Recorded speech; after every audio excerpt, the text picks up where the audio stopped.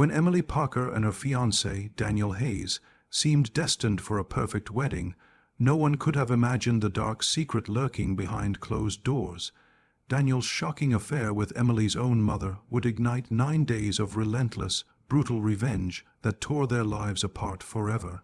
The town where the wedding was planned was the kind of place where nothing dramatic ever seemed to happen. Tree-lined streets, wide front porches, and carefully cut lawns gave the impression of safety and routine. Neighbors waved politely, gossip traveled slowly, and big events like weddings became community milestones. This particular wedding was expected to be one of the happiest moments the town had seen in years. The bride came from a well-known local family, respected for their stability and generosity. Her engagement had been announced months earlier, and from that moment, everything moved quickly toward what looked like a perfect future. The groom blended into this picture without effort. He was charming in a quiet way, never raising his voice or drawing attention to himself. He held a steady job and presented himself as dependable and thoughtful. To outsiders, he appeared deeply committed to the bride, always present at family gatherings and eager to help with wedding preparations. He earned trust not through grand gestures, but through consistency. No one suspected that this calm behavior masked a much more complicated inner life. Wedding preparations consumed the household. Fabric samples, seating charts, and catering plans covered every surface of the family home. The bride moved through it all with excitement, imagining her life after the ceremony. She believed she was stepping into a partnership built on honesty. Her mother took an active role in every decision, guiding traditions and offering advice shaped by years of experience. The closeness between the groom and the bride's mother was seen as respectful and reassuring. He often listened to her suggestions and showed gratitude for her support, which only strengthened the image of him as the perfect future son-in-law. Behind this polished surface, subtle shifts went unnoticed. Lingering glances, private conversations, and unexplained absences blended easily into the chaos of wedding planning. Family members assumed stress was the cause of any tension. The groom began spending more time at the house than necessary, sometimes arriving early or staying long after the bride had left the room. These moments raised no alarms, as everyone believed boundaries were naturally respected. Trust made suspicion seem unnecessary. The bride's mother carried herself with confidence and authority. She was used to being admired and obeyed, and her influence shaped much of the family's daily life.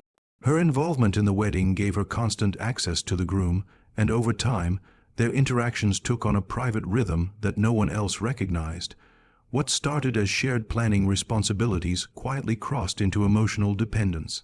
The groom felt validated and empowered in ways he had never experienced before, while the mother found excitement in secrecy and control. Outside the family home, life continued as normal.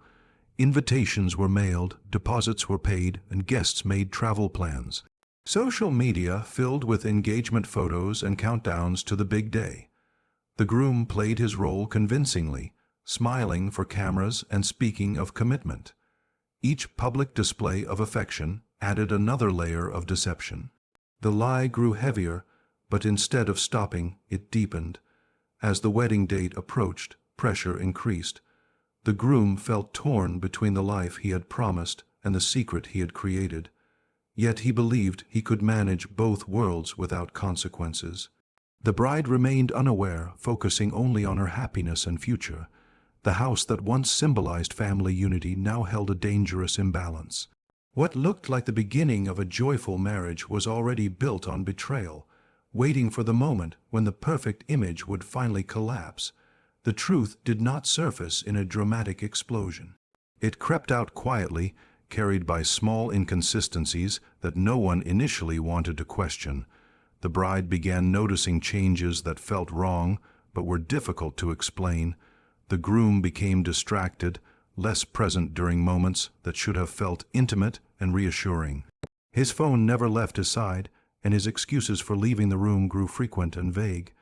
At the same time, her mother's behavior shifted in subtle ways, marked by sudden silences and carefully measured expressions that replaced her usual confidence. The first clear sign came from something ordinary. While sorting through paperwork for the wedding, The bride came across phone records that had been printed accidentally with other documents. The repeated late-night calls stood out, not because of their timing alone, but because of the number they were linked to. It was her mother's. At first, the explanation seemed harmless. Wedding stress, family planning, last-minute coordination. But the frequency and secrecy suggested something deeper. When the bride tried to ignore it, unease followed her through the house like a shadow. As days passed, the signs multiplied. The groom and her mother seemed to anticipate each other's movements, leaving rooms moments apart or falling silent when she entered. Their familiarity no longer felt respectful. It felt guarded. The bride began paying closer attention, replaying past moments in her mind. Small details that once felt innocent now appeared loaded with meaning. She noticed how conversations between them ended abruptly, how tension lingered in the air after they spoke. The final confirmation arrived by accident. One evening, the bride returned home earlier than expected after an appointment was cancelled. The house was unusually quiet. In a hallway where family photos lined the walls, she witnessed a moment that erased all doubt. There was no need for words, no dramatic scene. The body language alone revealed everything. In that instant, the betrayal became undeniable, and the shock was so intense it left her frozen. Instead of confronting them, the bride withdrew. She moved through the next hours in silence, absorbing the weight of what she had seen. Confrontation felt impossible, not because of fear, but because the damage was already complete.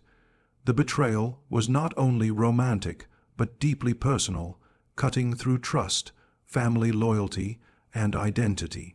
She realized that exposure alone would not heal the wound.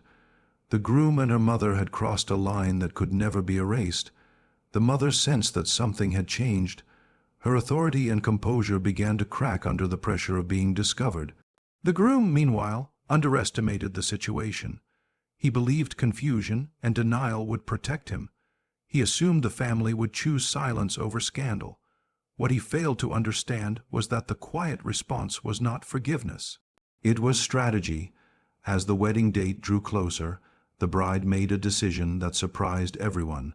The ceremony was quietly cancelled, explained away as a personal matter. Guests were informed without details. Vendors were dismissed. The groom was left without answers, unable to grasp the sudden shift in control. He thought the worst outcome had already passed, unaware that the true consequences had not yet begun. What remained was a secret too heavy to stay hidden forever. The family home, once filled with celebration, now felt tense and hollow. The bride watched from a distance as both betrayers moved cautiously, trying to protect themselves. In that silence, resentment grew sharper with each passing hour. The affair was no longer just a secret. It had become the spark for something far darker, setting the stage for the 9 days that would soon follow. The night the wedding was cancelled marked the first turning point.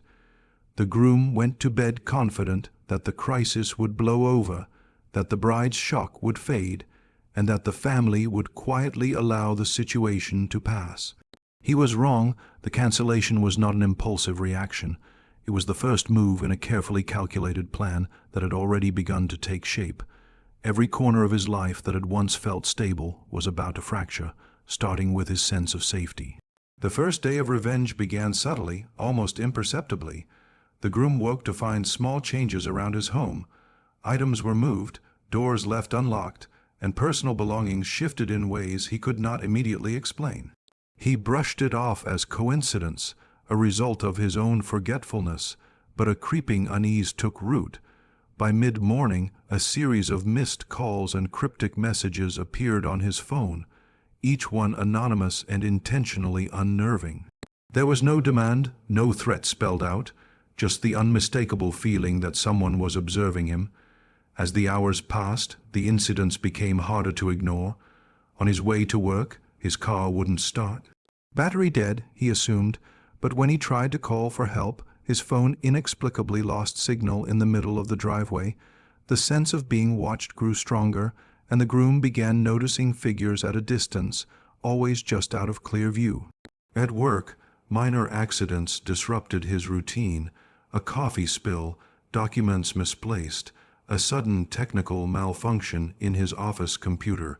Each event seemed unrelated, yet together they created a pattern impossible to dismiss. By the third day, fear had settled into a constant companion. Sleep became fragmented, and every sound in his home felt amplified. Mail was tampered with, packages opened before delivery, and personal notes subtly altered. He attempted to reach friends for support, but anonymous warnings had preceded him, leaving his closest contacts distant and suspicious. The sense of betrayal multiplied. He realized he was isolated in a way he had never experienced, cut off not only from the bride, but from the world that had once seemed familiar and predictable. Meanwhile, the mother's absence from public view added another layer of tension. She disappeared from social gatherings, avoided phone calls, and kept herself secluded within the house.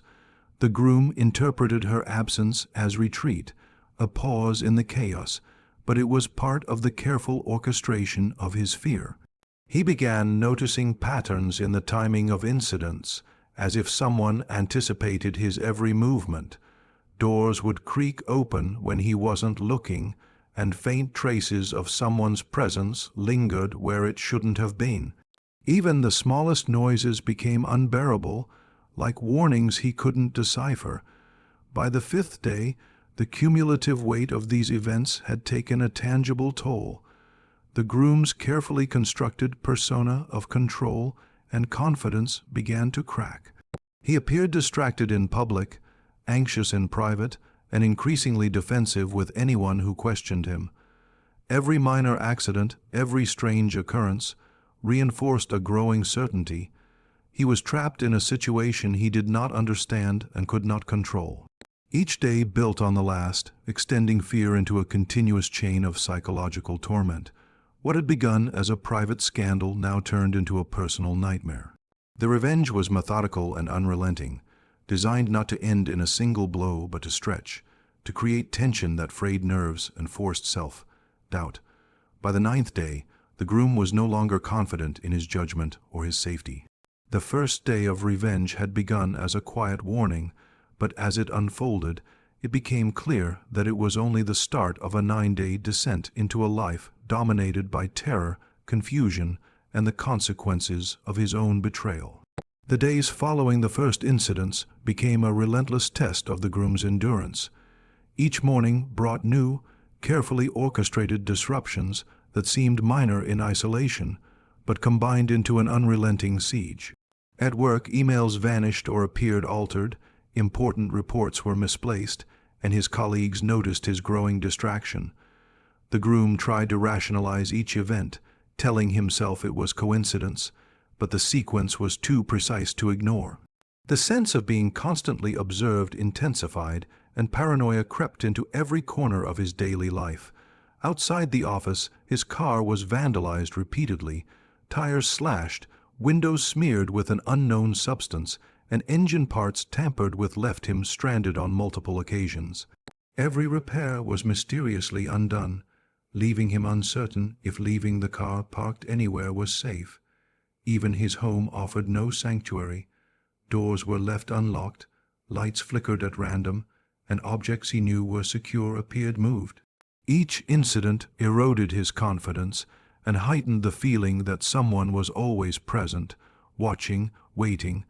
The psychological toll was immense, and the groom found himself walking on edge, second, guessing every action. Friends and acquaintances, once supportive, began to distance themselves. Anonymous messages had already reached them, warning against involvement.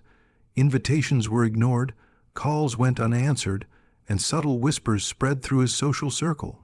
The groom felt a growing isolation, as though the entire world had turned against him. In public, he tried to maintain composure, but small mistakes betrayed the panic simmering beneath. He began noticing strangers at familiar locations, always at a distance, but never quite blending into the background. Every movement was scrutinized, every glance misinterpreted as evidence of pursuit. Meanwhile, the mother's absence became a mystery of its own. She remained in seclusion, leaving the household in tense silence.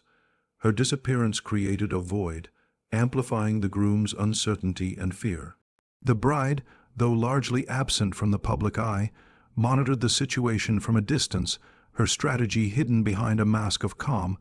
The revenge was no longer a single act.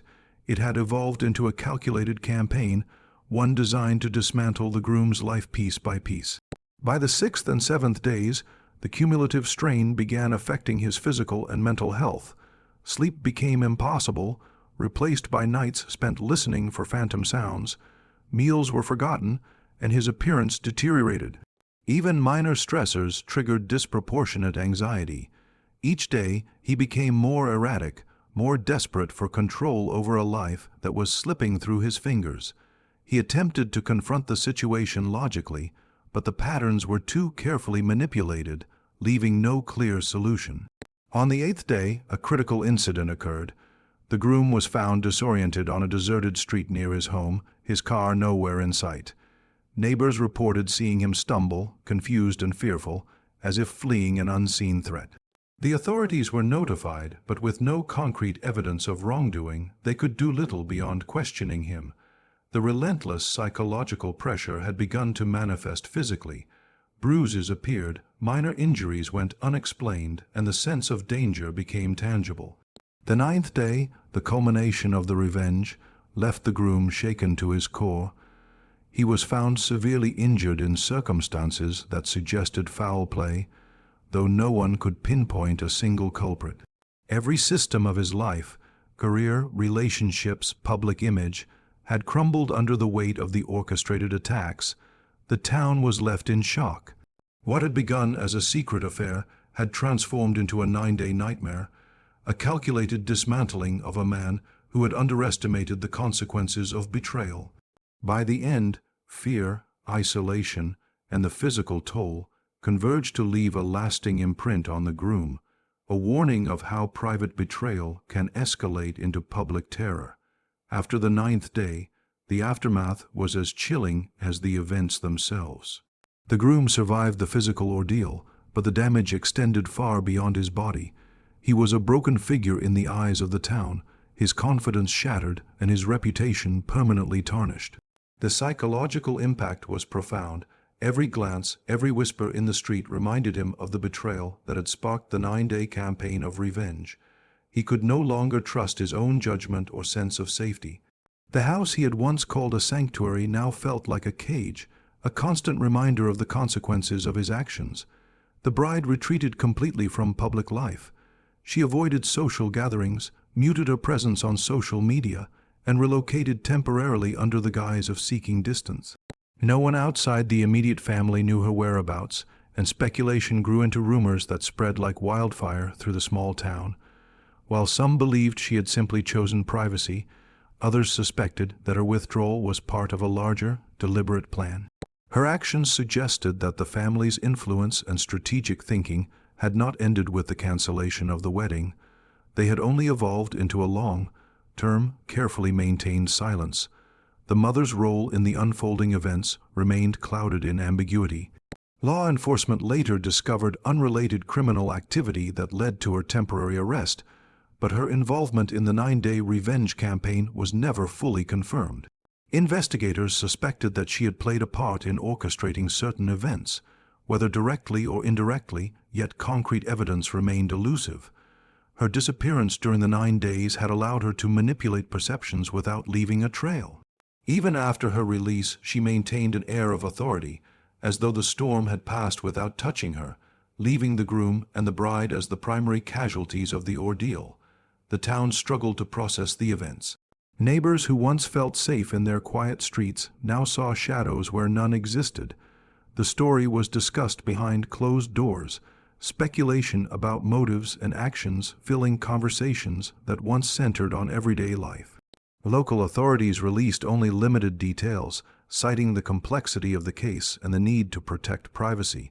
Despite this, the truth leaked through whispers and rumors, creating a tense atmosphere where trust became fragile and caution replaced casual familiarity. The groom attempted to rebuild his life, but the scars, both physical and emotional, proved difficult to overcome. Simple routines became sources of anxiety. He avoided crowded areas, hesitated before making decisions, and distrusted even long-term friends. His career suffered as he struggled to maintain focus, and relationships outside the family grew strained under the weight of public perception. The community's fascination with the story amplified his isolation. The betrayal that had begun in secret now existed as a permanent stain, visible to anyone who knew the story. In the months that followed, the family slowly returned to normal routines, but the consequences lingered. The bride's actions had restored a sense of agency, while the mother's quiet absence reinforced the power she still held. The groom, on the other hand, became a cautionary figure, a symbol of what can happen when deceit intersects with family loyalty and retribution. His survival did not equate to victory. Every aspect of his life, trust, security, reputation, was permanently altered. The case became a subject of broader attention, studied as an example of how betrayal within a family can escalate into psychological terror. Analysts noted that the 9-day revenge campaign was precise, strategic, and deeply personal, highlighting the dangers of underestimating the consequences of emotional betrayal. In the end, no one truly won. The bride gained closure but lost public visibility. The mother escaped full accountability. The groom survived but lost everything that had once defined him. What began as a secret affair ended as a dark, cautionary tale. When trust is shattered and revenge is calculated, the repercussions can extend far beyond the initial betrayal, leaving permanent scars that no reconciliation can heal.